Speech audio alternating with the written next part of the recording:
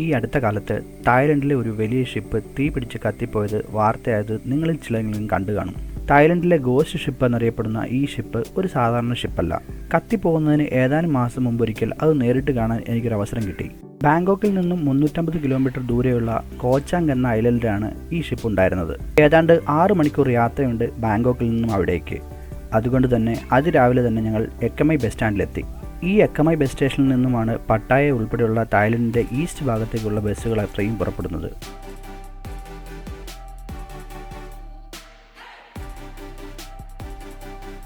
തായ്ലൻഡിലെ threat എന്ന പ്രൊവിൻസിലാണ് കോച്ചാങ് ഉള്ളത്. അതുകൊണ്ട് തന്നെ ട്രാറ്റിലേക്കുള്ള ബസ്സാണ് ആദ്യം പിടിക്കേണ്ടത്. ഏതാണ്ട് 5 മണിയോടെ തന്നെ ബസ് പുറപ്പെട്ടു. ഇനി നീണ്ട യാത്രയാണ്. ഇടയ്ക്ക് മഴയും പെയ്യുന്നുണ്ട്. ഇത്തരത്തിലുള്ള നീണ്ട യാത്രകളിലെല്ലാം ഓരോ മണിക്കൂർ കൂടുമ്പോൾ പെട്രോൾ പമ്പിൽ ബസ് നിർത്തും. യാത്രക്കാർക്ക് അത്യാവശ്യം ഭക്ഷണം കഴിക്കാനും ടോയ്ലറ്റ് യൂസ് ചെയ്യാനുമാണിത്. എല്ലാം വളരെ നീറ്റ് ആൻഡ് ക്ലീനായ സ്ഥലങ്ങളാണ്.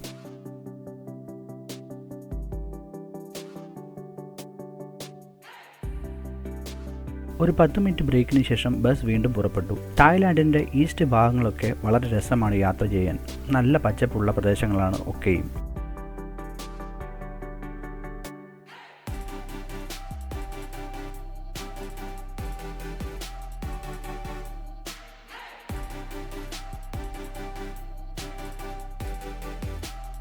ബസ് ഏകദേശം ട്രാറ്റ് പ്രൊവിൻസിലേക്ക് എത്തുമ്പോഴേക്കും മഴ നന്നായി പെയ്യാൻ തുടങ്ങി.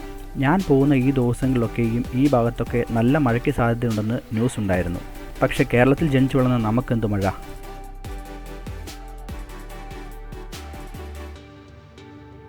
ഈ ബസ് കമ്പനിയുടെ ഓഫീസിലിറങ്ങി അവിടെ നിന്നും ഒരു സോങ് തവിൽ 30-40 മിനിറ്റ് ട്രാവൽ ചെയ്ത് വേണം നമ്മൾ പോർട്ടിലെത്താൻ.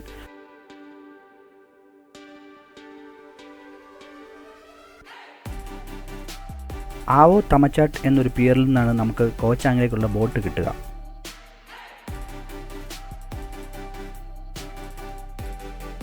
പിയറിലെത്തി ബോട്ടിലേക്ക് നടക്കുമ്പോഴും നല്ല മഴയാണ്.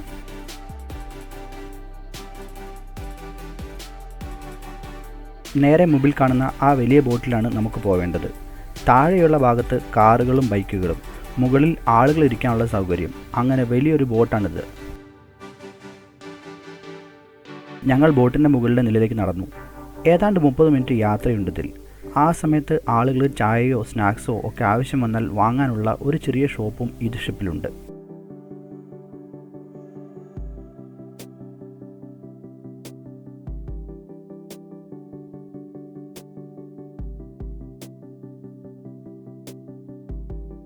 ആ ഗ്ലാസ് വിൻഡോയിലൂടെ ദൂരെ കാണുന്ന കുന്നുകളുള്ള പ്രദേശമാണ് കോച്ചാങ് എന്ന ഐലൻഡ്.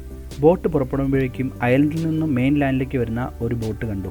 നിറയെ ആളും വാഹനങ്ങളും ഉണ്ടതിൽ. കോ എന്നാൽ തായ് ഭാഷയിൽ ഐലൻഡ് എന്നാണ് അർത്ഥം. ചാങ് എന്നാൽ ആന എന്നും അർത്ഥം.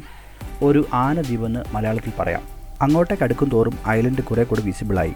മഴ ആയതുകൊണ്ട് അല്പം കോടമഞ്ഞൊക്കെ ഉണ്ട് അവിടെ. ഈ ദ്വീപിൻ്റെ മുൻഭാഗത്തിന് ആനയുടെ ഷേപ്പ് ഉള്ളതുകൊണ്ടാണ് ഈ പേരെന്നാണ് കേട്ടിട്ടുള്ളത്. പക്ഷേ ഞാൻ നോക്കിയിട്ട് ആ ഷേപ്പ് എവിടെയും കണ്ടില്ല എന്നാണ് സത്യം. ഈ സൈഡിലെ ബോട്ട് പിയറിലേക്ക് എത്തുകയാണ്. അപ്പോഴേക്കും മഴയൊക്കെ നന്നായി കുറഞ്ഞിരിക്കുന്നു.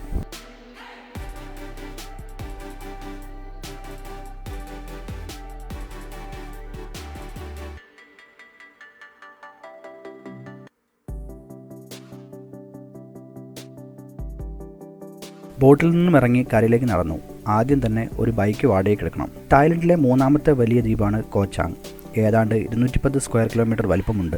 ഈ ഐലൻഡ് 3 ദിവസത്തിൽ കണ്ടു തീർക്കണമെങ്കിൽ ഒരു വണ്ടിയില്ലാതെ സാധ്യമല്ല. മാത്രമല്ല നമ്മൾ താമസിക്കുന്ന ലോൺലി ബീച്ച് എന്ന ഭാഗം ഈ പിയറിൽ നിന്നും ഏതാണ്ട് 20 കിലോമീറ്റർ ദൂരത്തിലാണ്. ഇപ്പോൾ നേരെ അങ്ങോട്ടേക്കാണ് പോകുന്നത്. കടലിനോട് ചേരുന്ന ഭാഗത്ത് കുന്നും മലയും കയറി ഇറങ്ങി പോകുന്ന റോഡുകളാണ് എല്ലാം. ഈ ഭാഗത്ത് ബൈക്ക് ഓടിക്കാൻ തന്നെ ഒരു രസമാണ്.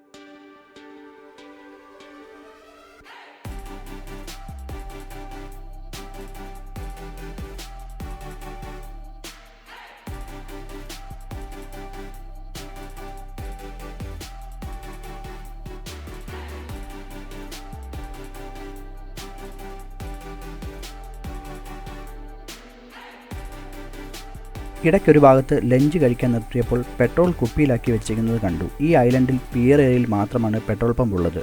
ബാക്കി എല്ലാ ഭാഗത്തും ഇതുപോലെയുള്ള ഷോപ്പിൽ നിന്ന് വേണം പെട്രോൾ വാങ്ങാൻ. ഫുഡ് കഴിച്ച് വീണ്ടും യാത്ര തുടങ്ങി.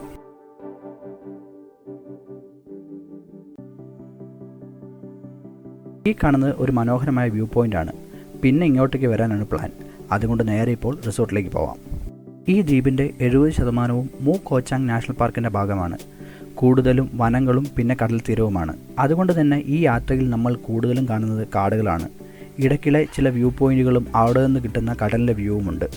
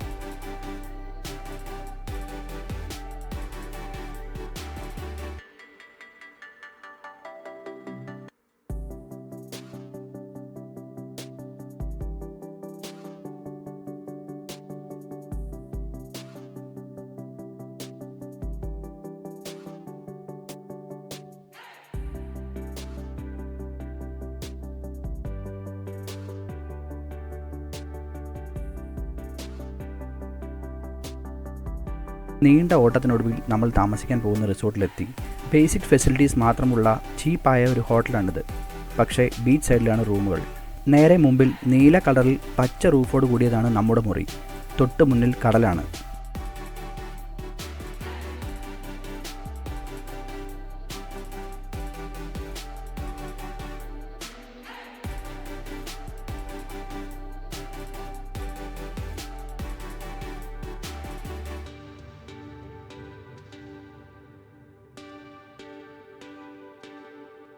അല്പസമയം റെസ്റ്റ് എടുത്ത ശേഷം പുറത്തു പോകാമെന്നാണ് പ്ലാൻ. അതുവരെ ഈ റിസോർട്ടിൻ്റെ പരിസരമൊക്കെ ഒന്ന് എക്സ്പ്ലോർ ചെയ്യാം.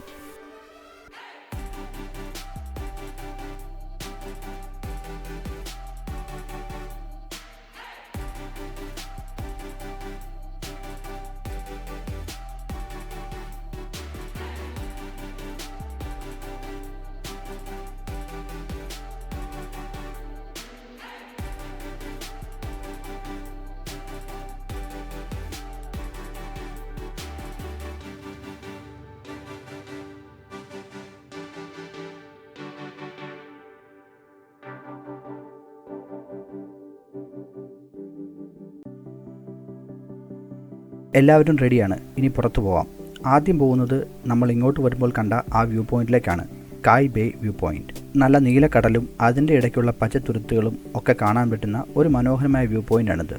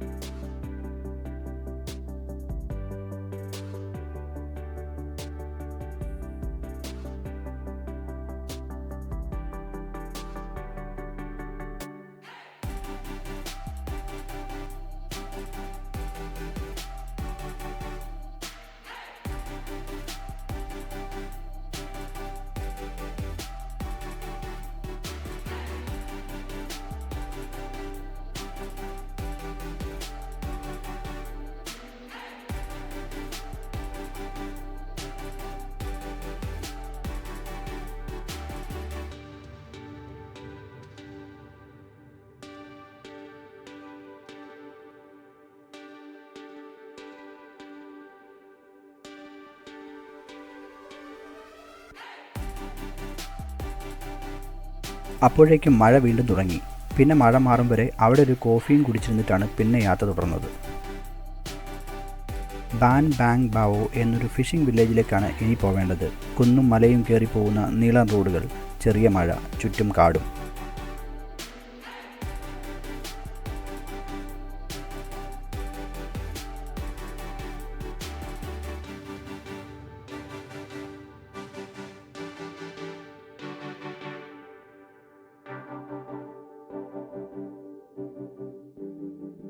ഏതാണ്ട് 20 മിനിറ്റ് യാത്ര ചെയ്തപ്പോഴേക്കും വില്ലേജിൻ്റെ ബോർഡ് കണ്ടു. അവിടെ ഒരു ഭാഗത്ത് വണ്ടി പാർക്ക് ചെയ്ത് നടന്നു വേണം ഈ വില്ലേജ് കാണാൻ. നടക്കാനുള്ള ചെറിയ ഒരു കോൺക്രീറ്റ് ചെയ്ത വഴി, 2 സൈഡിലും കടകളും വീടുകളും റെസ്റ്റോറൻറ്റുകളും, എല്ലാം വെള്ളത്തിന് മുകളിലാണ് സെറ്റ് ചെയ്തിരിക്കുന്നത്. ഒരു ഫ്ലോട്ടിംഗ് വില്ലേജ് പോലെ.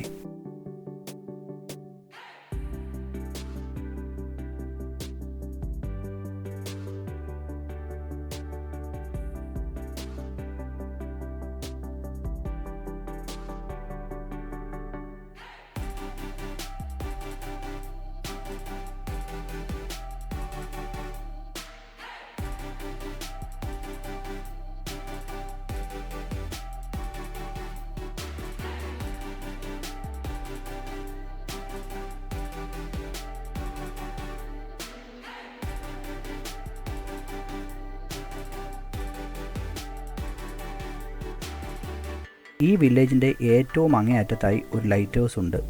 അവിടേക്കാണ് നമ്മൾ നടക്കുന്നത്. നടക്കുന്ന വഴിയിൽ ധാരാളം യാട്ടുകളും ബോട്ടുകളുമെല്ലാം പാർക്ക് ചെയ്തിരിക്കുന്നത് കാണാം.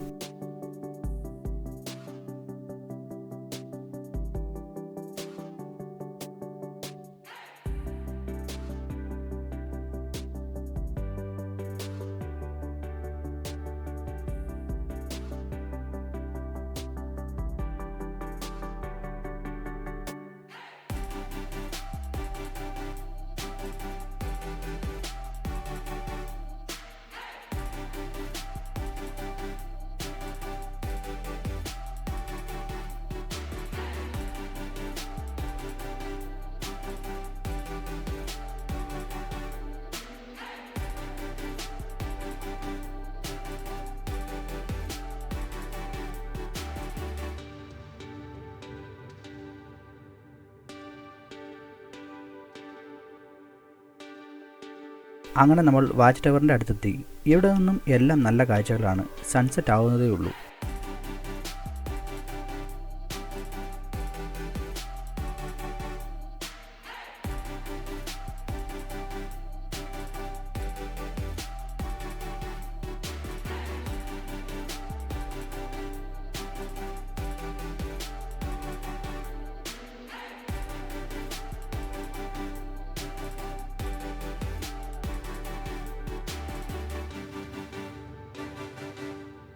കുറേ നേരം കൂടെ അവിടെ നിന്ന ശേഷം ഇരുട്ടായപ്പോൾ ഡിന്നറും കഴിച്ച് തിരികെ റിസോർട്ടിലേക്ക് പുറപ്പെട്ടു.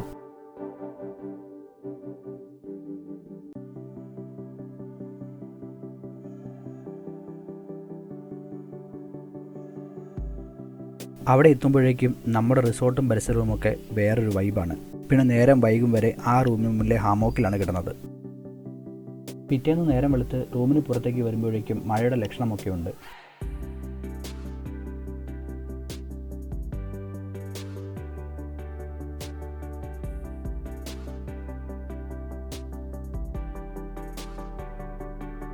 വേഗം ഫ്രഷായി ഐലൻഡിൻ്റെ മറ്റൊരു ഭാഗം എക്സ്പ്ലോർ ചെയ്യാൻ പുറപ്പെട്ടു. പോകുന്ന വഴിയൊക്കെ മഴ തന്നെ. പക്ഷേ കടലിനോട് ചേർന്നുള്ള ഈ വഴിയിലൂടെ റൈഡ് ശരിക്കും ഒരു രസമാണ്.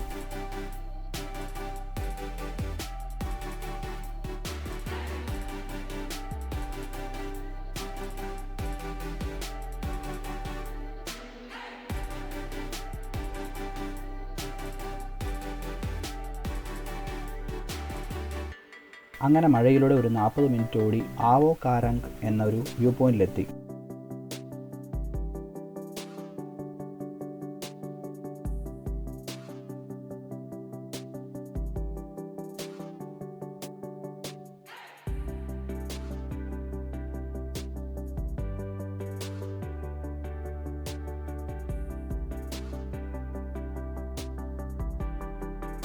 അവിടെ നിന്നും കോച്ചാങ് മെമ്മോറിയൽ കാണാനാണ് പിന്നെ പോയത്. ഇത് വളരെ ഐസൊലേറ്റഡ് ആയ ഒരു ബീച്ചാണ്. അവിടെ ഒരു വാർ മെമ്മോറിയൽ ഉണ്ട്.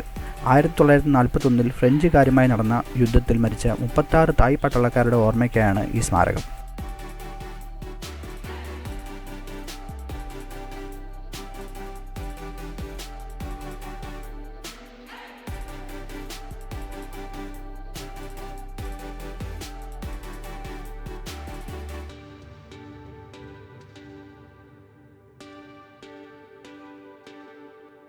ഇവിടെ മനോഹരമായ ഒരു ബീച്ചുണ്ട്. ഈ ഐലൻഡിൻ്റെ ഏറ്റവും അറ്റത്തായുള്ള ഒരു ഭാഗമായതുകൊണ്ട് തന്നെ ആളുകൾ വളരെ കുറച്ചാണ് ഇവിടേക്ക് വരുന്നത്.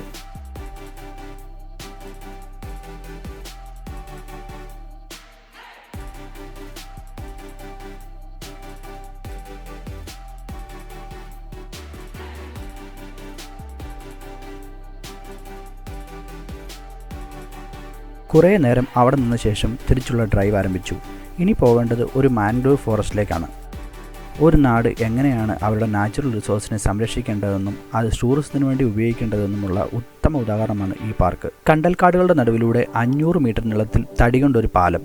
ആ പാലത്തിലൂടെ ആളുകൾക്ക് നടന്ന് കാഴ്ചകൾ കാണാം.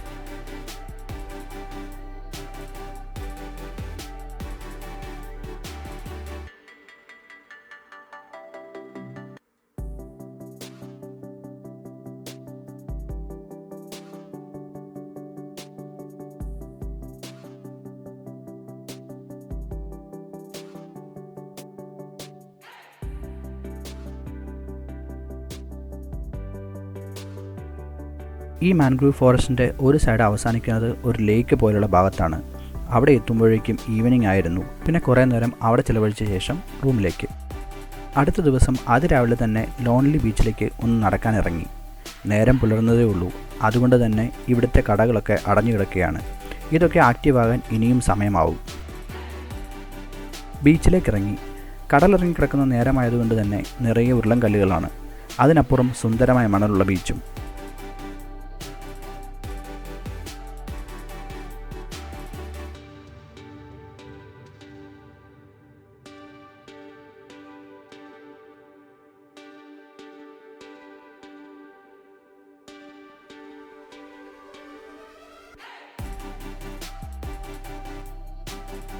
രാവിലെ തന്നെ നല്ല മഴയാണ്. അധികം ഇവിടെ നിൽക്കാൻ ടൈമില്ല. ഇനി നേരത്തെ പറഞ്ഞ ആ ഗോസ്റ്റ് ഷിപ്പ് കാണാൻ പോകണം.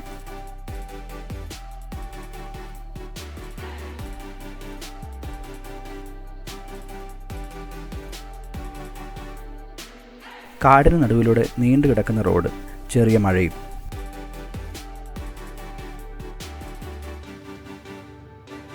ഇവിടെ 100 രൂപ എൻട്രൻസ് ടിക്കറ്റ് എടുത്ത് ഉള്ളിലേക്ക് കയറുമ്പോൾ തന്നെ അവിടെയായി ആനകളുടെ രൂപങ്ങൾ ഉണ്ടാക്കി വെച്ചിരിക്കുന്നത് കാണാം.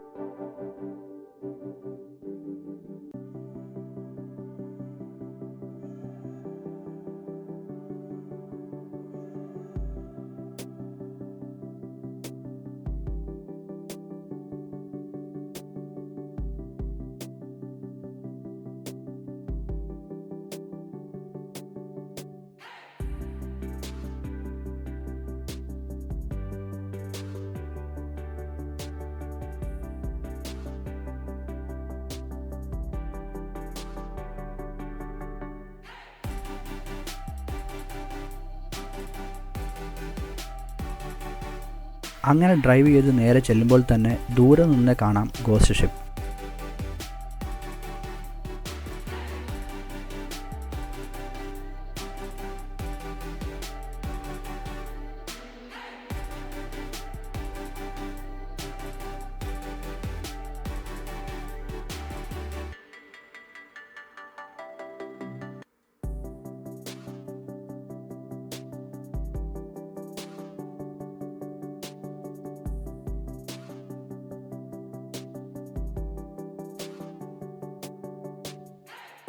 ഈ റിസോർട്ടിൻ്റെ ഉടമ പഴയൊരു നേവി വെസൽ വാങ്ങി അത് കംബോഡിയയിൽ കൊണ്ടുപോയി ഒരു ഫ്ലോട്ടിംഗ് ഹോട്ടൽ ആരംഭിക്കാൻ പ്ലാൻ ചെയ്തു.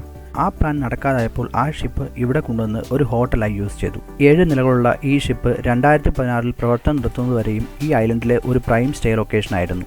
കോവിഡ് കാലത്തോടുകൂടെ മൊത്തമായും തുരുമ്പെടുത്ത് വേറെ ഒരു ലുക്കിലേക്ക് മാറിയ ഈ ഷിപ്പ് അവിടെ നടന്ന ചില മരണങ്ങളുടെ പേരിൽ ഗോസ്റ്റ് ഷിപ്പ് എന്ന പേരിൽ അറിയപ്പെടാൻ തുടങ്ങി. അങ്ങനെ ഫേമസ് ആയ ഈ ഡെസ്റ്റിനേഷൻ കാണാൻ പിന്നീടെത്തിയ ടൂറിസ്റ്റുകൾക്ക് 100 ബാത്ത് ടിക്കറ്റ് എടുത്താൽ ഇതിൻ്റെ കോമ്പൗണ്ടിൽ കയറാനും ഷിപ്പ് കാണാനും അനുവദിച്ചു തുടങ്ങി. എന്നാൽ ഷിപ്പിൻ്റെ ഉള്ളിലേക്ക് അപകടസാധ്യത കരുതി ആരെയും കടത്തിവിടാറില്ല.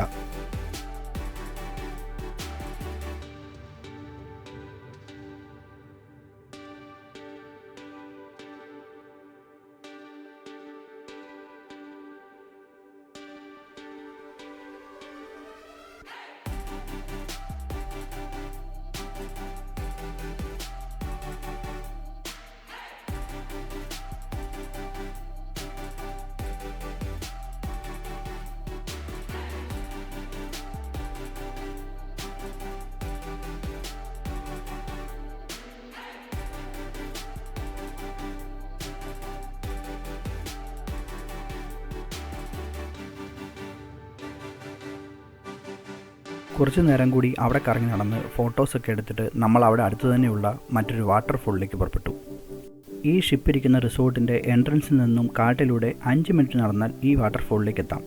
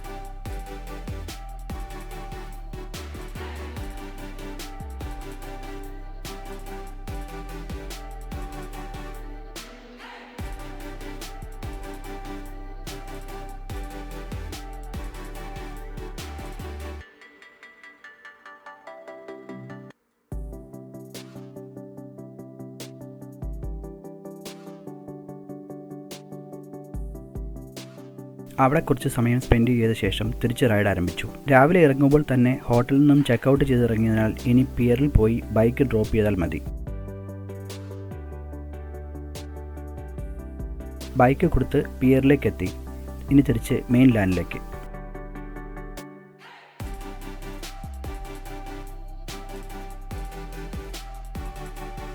വിദേശികളായ ടൂറിസ്റ്റുകൾ അത്രയധികം എത്താറില്ലാത്ത എന്നാൽ വളരെ ഭംഗിയുള്ള ഒരു ഐലൻഡാണ് കോച്ചാങ്. ബാങ്കോക്കിൽ നിന്നും അല്പം ദൂരെ ആയതിനാൽ ഇവിടേക്ക് എത്തുന്നവരുടെ എണ്ണം വളരെ കുറവാണ്. 2-3 ദിവസമൊക്കെ ഒന്ന് റിലാക്സ് ചെയ്ത് സ്റ്റേ ചെയ്യാൻ പറ്റിയ ഒരു സ്ഥലമാണ് ഈ ഐലൻഡ്. അങ്ങനെ തിരിച്ച് ട്രാറ്റ് ടൗണിലെത്തി ഞങ്ങൾ ഈവനിംഗ് ബസ്സിൽ തന്നെ ബാങ്കോക്കിലേക്ക് തിരിച്ചു.